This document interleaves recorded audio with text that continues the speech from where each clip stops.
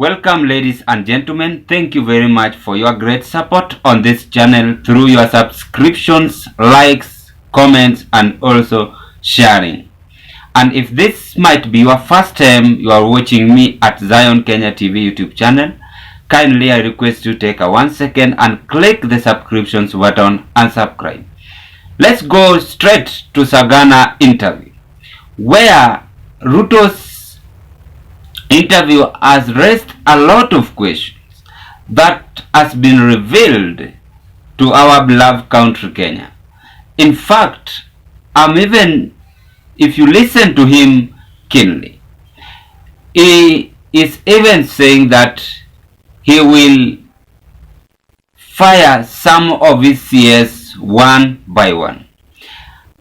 Here is the video that Ruto is being interviewed. Then after you've watched this video, we are going to carry on what was the aim of William Samoei Ruto to speak such kind of words, and how will he manage to risk his life under his administration to fire some of his CS and also to create the office of the opposition. This is how Ruto was speaking while being interviewed at Sagana. Naam. Kwa sababu pale tulikuwa tunatengeneza katiba,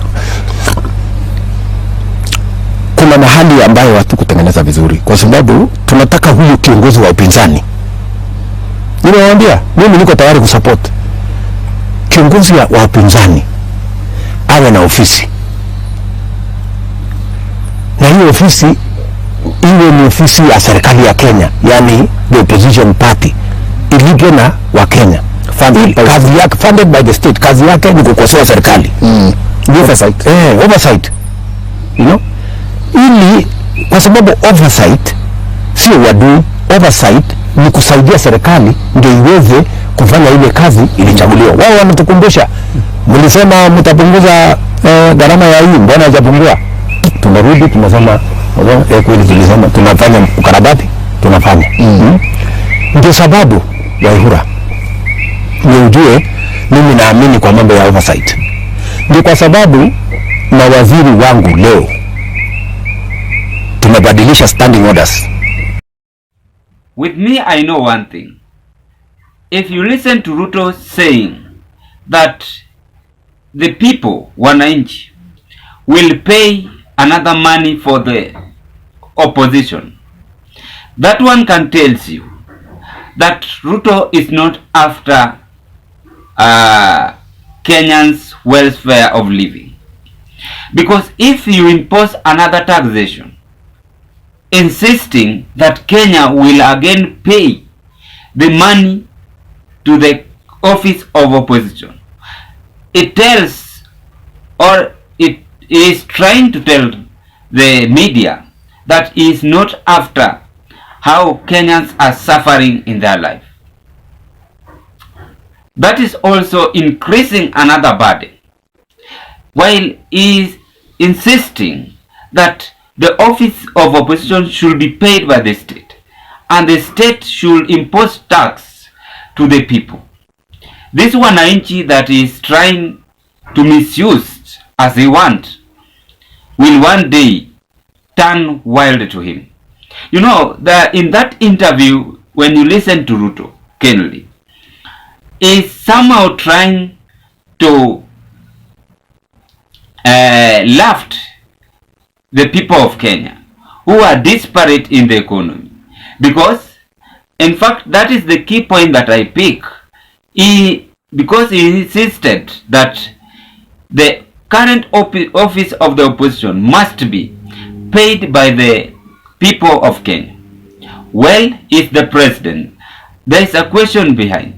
These people whom you want to pay the tax are the same people you want to pay the tax of levy, the same people you want to pay them tax of VAT vehicles that they use, the same people you want them to pay tax in paying the CS, the same people you want them to pay tax on the current opposition office.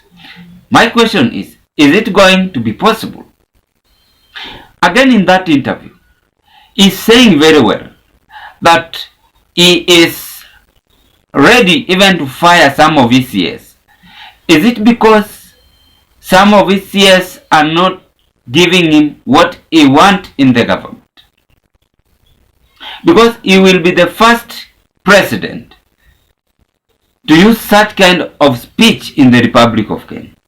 Even those who are being fired by the president, you have never heard any president saying in social media that I'm ready to fire any of my CS.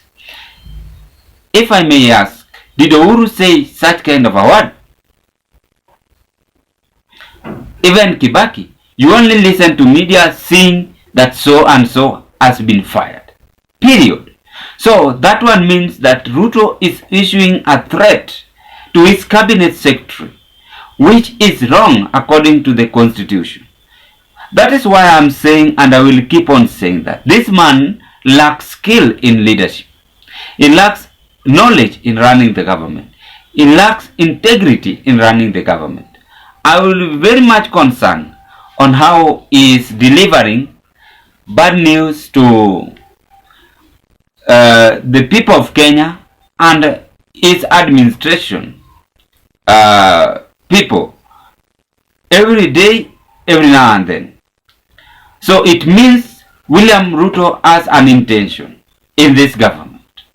But the reality remains is trying to provoke Uhuru Kenyatta's regime or supporters. When you listen again to that interview, ladies and gentlemen, it is very clear, indicating that the president himself knows that the country has money. Even this high living standard that Kenyans are experiencing, they can do it faster or quick as much as they can to lower it down. But that interview tells you that he is just buying of time. Because you cannot come to social media or for an interview and tell Kenyans that I will even stop this and that in order to consider the roads, in order to consider the electricity, in order to consider the water. Well, those are development. But to those who are keen following the politics of today, when you listen to that, it tells you that the government has a lot of money that can spend in various sectors in the country. Forcing people to pay tax in different administration in the government. Why is Ruto so much concerned on taxation? Because obvious, even me, if I buy a bread at the shop, I will still pay tax. Why reminding Kenyans and reaching to an extent of even saying we are going to create the office of opposition and impose the tax to the people of Republic of Kenya?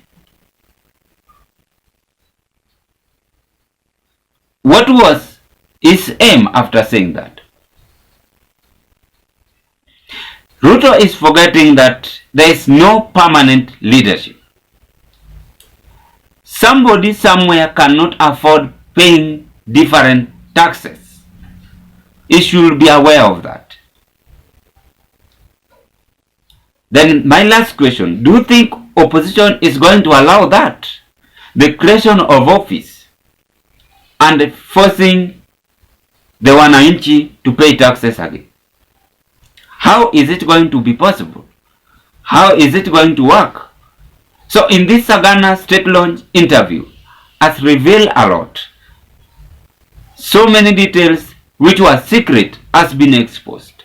What are your viewpoints after you've watched that video, ladies and gentlemen? What can you say? Meanwhile, that is what I had to share with you at this point, as I'm eagerly waiting for your comment at the comment section below. Bye bye till we meet in another video.